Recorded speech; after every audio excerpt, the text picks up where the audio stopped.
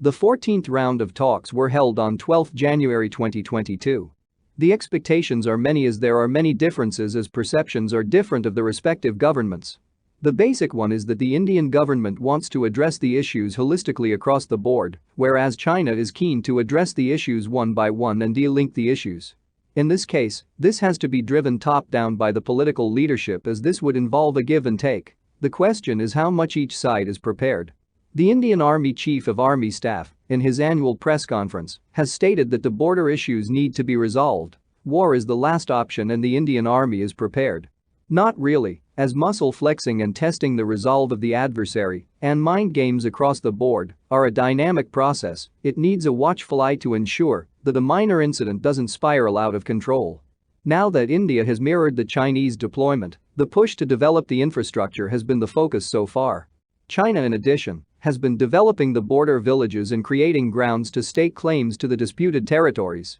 On 23 October 2021, the Standing Committee of the National People's Congress adopted the People's Republic of China's (PRC) first dedicated law titled Land Borders Law, which lays down provisions for border protection and integration of border areas.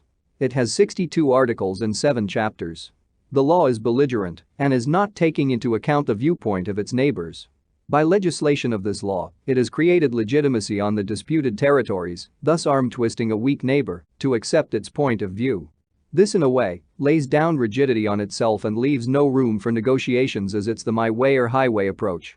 CCP PLA hired actors to depict flag raising at Galwan. The fake images of PLA soldiers in summer uniform was a dead giveaway.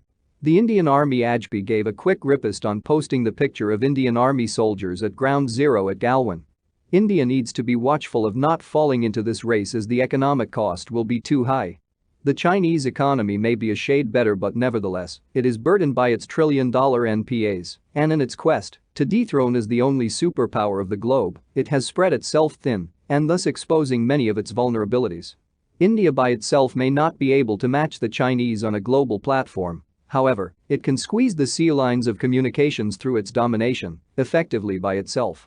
The naval exercises with friendly foreign countries are effective in keeping the PLA Navy under check. Under the current circumstances, it would be pertinent to remain alert and thwart the PLA attempts to gain moral ascendancy. Indian Defence Forces will remain deployed and have to work out plans of rotation of troops. The pandemic challenges, rest and recreation as the line of actual control is cold, desolate terrain, and its immense natural beauty wears off fast when deployed.